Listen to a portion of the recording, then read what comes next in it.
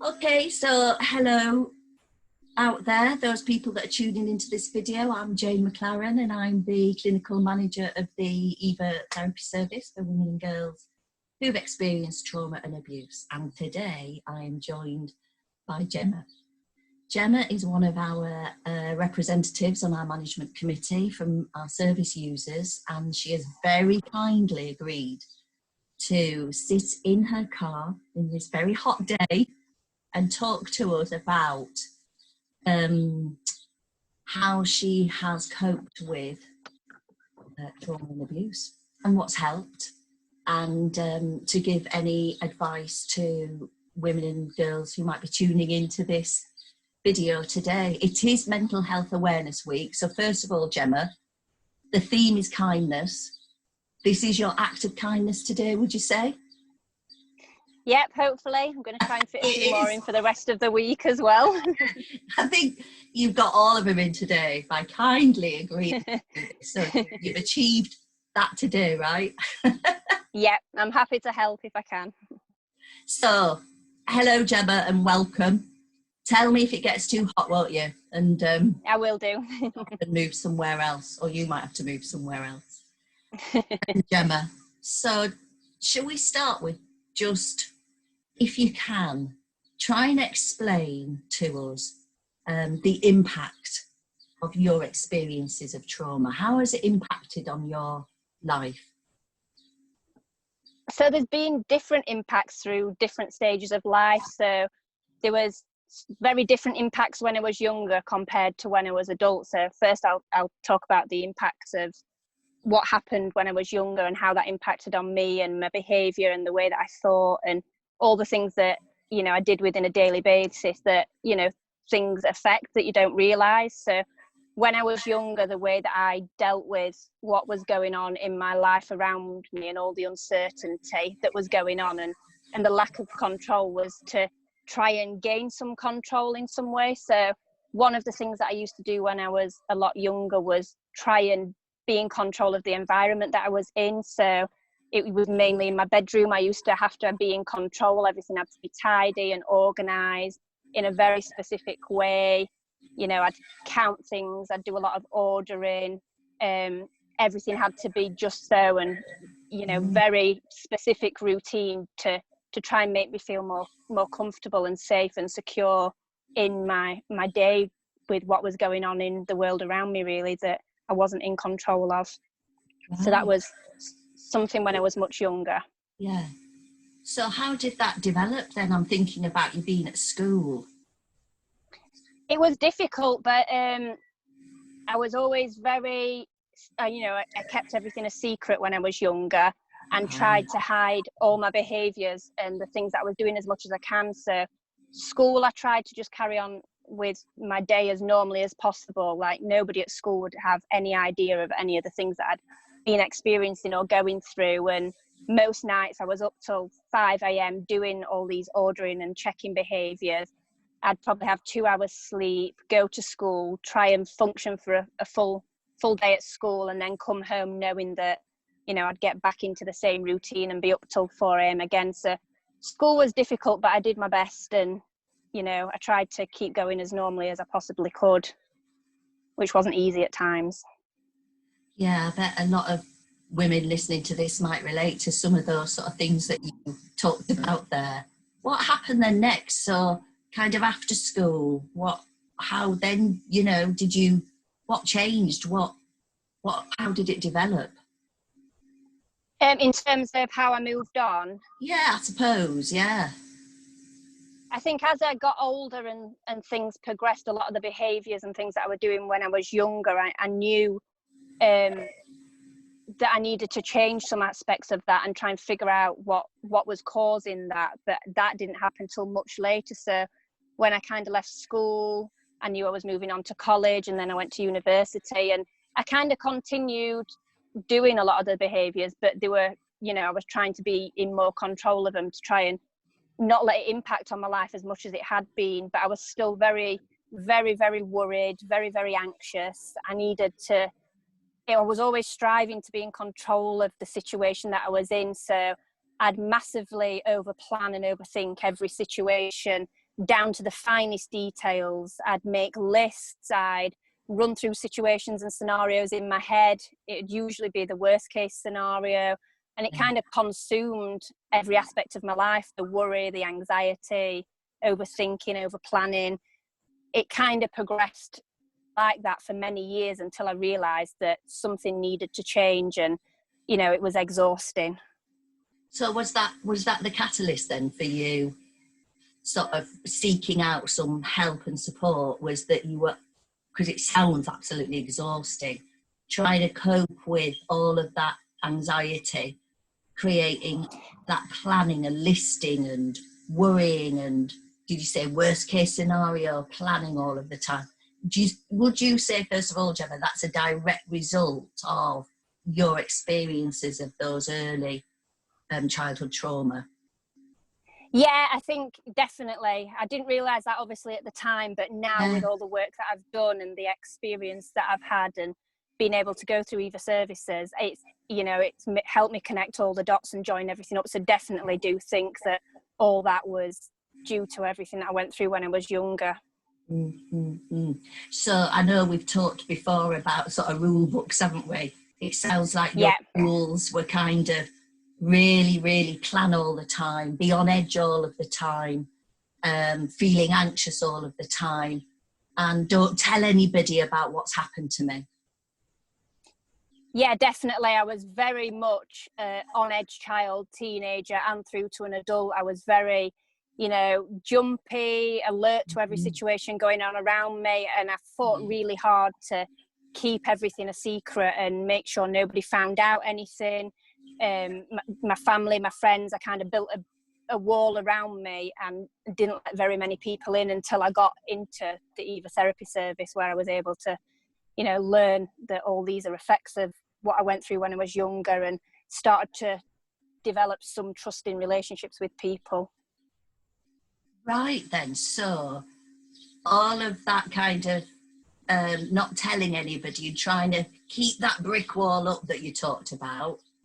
Yeah. Before you mentioned that, you said, and then you thought, I'm absolutely exhausted and something's got to change. I think you said you got to that point in life. Yeah, I think I was trying to work a full-time job, and I'd been off long-term sick a couple of times with just absolutely burning myself out. And I knew something needed to change and that I couldn't carry on going through this cycle for the rest of my life. So I kind of made the decision, it was almost I was forced to make the decision by, through my physical health deteriorating and burning out, to go on and make these changes. And that's when I decided enough was enough. Okay, and so it sounds like, enough was enough. It sounds like you were saying you were like keeping busy all of the time. Yeah, literally filled every hour of every day and every second of every day with some activity, so that I just didn't allow myself that time to think and stop to think about why I am the way that I was at the time, and to try and join up the dots. I didn't allow myself a second to think, really. Yeah, to just stop and think. Yeah. Because what might have happened if you'd have stopped and thought? I don't know. I think I thought everything might catch up with me, and that, I'd have to deal with all the thoughts and things that I had going around in my head, and I didn't know if there would be the support out there to help me with that. And I'd not told any friends or family or anything at this point, so I didn't have a support network around me. So keeping busy was the safest thing to do at that time for me. Okay, so at this point, nobody knows about your experiences at all, not even your family? No, it was more gradually later on that my family became aware of what happened.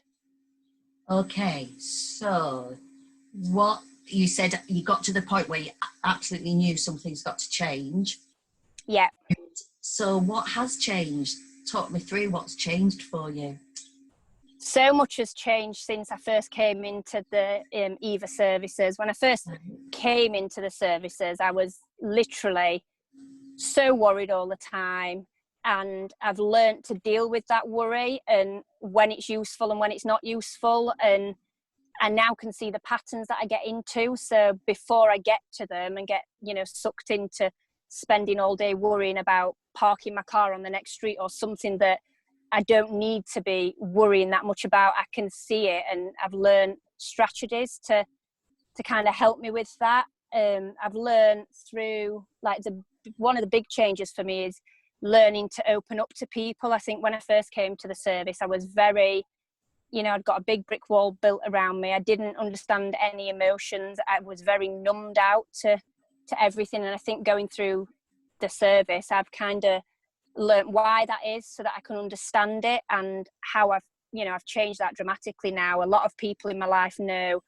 about what I've been through. I've been able to share it with my family and my closest friends, and I've learned that, it really has helped me to share that information and not keep this huge big secret anymore holding over me for all the years it has done. So that's been, one of the really big things that has changed through the service, really. So you're saying by talking about your experiences to other people, you said really helped. It was like a big change for you to start talking to people, let that brick wall down. Yeah. People that, I talk to my friends who have not had similar experiences, but they were still able to support and understand me. But then also talking to people through, like, the women's group and people who have been through similar things really helps, because then you realise you're not alone, and that other people, I've had similar experiences, and it's really useful because you feel like it's a bit of a community and people understand. Understand what? The impacts that trauma can have on your life, and the different effects it can have on every individual, because it is so, you learn through meeting other people, it's so varied. Like, people experience trauma so differently, and you learn lots of different things about yourself and other people, and ways that people manage and cope. Yeah, so are you saying that by talking to lots of other women about your experiences in the support group, for example, yeah, understand, you felt understood, as well as talking to others, they feel understood? Yeah, you do, I think, because before coming into that service, I didn't have anybody to speak to that had got a similar experience. And so I think it is really useful. What did you think then before? Sorry to interrupt, but what did you think then before? I felt like I had nobody to speak to, that nobody would understand, that nobody would understand what I'd been through and how it was affecting my life. I just had so many things going around in my head that was preventing me from speaking to my friends and family, because I didn't think they'd understand. So when people have been through something similar, you automatically feel like they have some understanding, and they've got some kind of experience that's similar and shared. Yeah, because it sounds like what you're saying is, and we do know, our experiences of talking to women and girls is, before they come into the service, if they haven't spoken to anybody, there's a sense that it's not happened to anybody else, and I'm the only one that reacts like this, or is coping like this, or is really anxious or really depressed, or thinks this. Would that be right? Would you say experience? I definitely thought that nobody else had been through anything similar over a similar age or similar time period. So yeah, I literally thought I was on my own for quite a few years. So can I ask then, Gemma, when you realised that other women had been through similar experiences, also had some of the same kind of, let's call them symptoms or ways of coping, what was it like then at that point when you realised that there are other people that have similar experiences and feel the same way about it? I think it makes you realise that it's all quite normal for when you've been through a traumatic experience. Before this, I always thought it was abnormal and I shouldn't be thinking or feeling a certain way. But then the more people that you talk to that have had similar experiences, you realise it's actually quite a normal reaction to trauma that we've all been through. So it makes you feel a lot more like you've got people out there that have, understand. Brilliant. What you're saying, I understand totally. You're saying you felt really understood and that, you know, there are other people who have shared similar things. So that understanding is really important, and that you're not alone, then you're not the only one, is what you're saying. Yeah. Okay, then. So is that the biggest change? Would you say that is the most significant change that's happened to you, that you are able to talk to other people about your experiences now, whereas before it was like, no, nobody knew anything? Yeah, definitely. I mean, if people had known me at the start of this journey, you wouldn't believe that I'm sat here now talking about my experiences, because it's something I never thought would be possible, and I'm kind of proof that it is, and it is one of the, you know, biggest achievements that I've achieved, really. And how has it changed you then? It gives you a new confidence, and because you have so much understanding, it kind of, you know, it reduces all the shame that you feel about the experiences in the past that you've been through. And when that's reduced, it makes you just see things in a whole different way, and just realizing, you know, things, it wasn't your fault. And before I got into this service, they were all the kind of things that I did think. So, you know, going through the process, it just highlights, really, you know, certain things just stand out, and it really does have an impact on you, you know, when you make the realization that it wasn't your fault, and, you know, that you can let go of all the shame that you were carrying. It really does make a big difference. Mm-hmm. Okay, that sounds really well explained, and I'm absolutely sure that people listening to this will absolutely relate to it. Can I just check in with you in terms of our service, the EVA Trauma and Abuse Service? What have you been involved in that? Because we know I started at the beginning of our chat saying you're now on our management committee as our service user representative. So what bits of the service has helped? What have you been involved in? So I've gone through the EVA therapy service and done one-to-one therapy, which has been absolutely amazing. I've been through a lot of services prior to coming to EVA that just haven't been able to support me in the same way, or have the expertise and, you know, the experienced therapists. So that's been absolutely amazing. I've also been going quite regularly to the women's support group, which has been fantastic. It's where we do arts and crafts every couple of weeks, every 2 weeks, and that's where we all kind of get together, and you know that everybody in that room's been through something similar, and it's just a place where you can go and relax and switch off for a few hours, and, you know, you can do as much or as little as you want to do while you're there. And then after going through both these, you know, routes through the therapy service, I got involved with the management committee, which I've been doing for quite a while now. So I'm the service user representative on that committee, and I really enjoy doing that and attending all the meetings. Okay, so is that kind of that confidence you were talking about earlier, by learning to open up and talk to people? You said it really sort of lifted your confidence then, knowing you're not the only one. And then you've been through the therapy service, and you've done the, you know, peer support group is ongoing, sort of dipping in and out of that.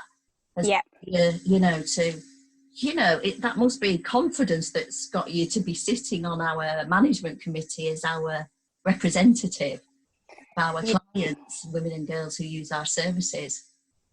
Yeah, I mean, going from the first time I came to the women's group, I was too scared to come in by myself, and I had to have someone come and get me, to now being on the management committee is massive, really. How long has your journey been in the EVA service, would you say? How long have you been involved with us? Oh, a few years now, if not more. So quite a while. I've kind of dipped in and out, done things in chunks, really, I think, which is important, because it's good to have a break between doing things, because it gives you time to process what you've done and figure out, you know, where you are up to with things. So it's been really good. It's been a couple of years now. Yeah, I'd definitely say at least a couple of years, Gemma. At least, yeah. Yeah, because what you're saying there is that it was important that it's there for you to come, tap into, do some work maybe, and you've had some breaks as well, haven't you? And then you've come back again. Yeah. That support group was always there that you were tapping into as well, by the sounds of it. Yeah, that's there throughout. So it's really good resource to have to tap in and out. All right, Gemma, it's absolutely been brilliant to talk to you, and I'm going to leave in a minute, but I want to ask one more question, really. And I'm just thinking about, what would you say to somebody who might be watching this now and they're living with those sort of symptoms that you described, that being on edge, worrying all the time, anxious all the time, maybe keeping busy, knowing that their experiences of trauma are still playing out today a little. What advice would you give them? My advice would be, to make that difficult first step and get some support, because it really is life-changing, and it's really difficult to make that first step, but once you've made it, you honestly won't ever look back. And I remember how hard it were making that first step. But yeah, my advice would be to reach out, contact a specialist, place such as Vida and Eva therapies, and get that support that you deserve. Yeah, well, what a great note to finish on, actually, Gemma, because absolutely people deserve it. Women and girls deserve that support, don't they? Yeah. And you are an inspiration to lots of other, women and girls out there. And listening to your story and listening to your journey there, I'm hoping that you have given people that little bit of confidence to pick up the phone or send us an email or watch some more videos on the website, and just make contact with us or their GP, I suppose, or anybody really, to make that just first step to getting that help, because as you rightly say, Gemma, they deserve it. Yeah. Thank you, Gemma. I bet you're absolutely roasting in that. So I will close the Zoom video, and you can go and get a nice iced cold drink. Thanks ever so much, Gemma. You're a star. No problem. Thank you. See you later.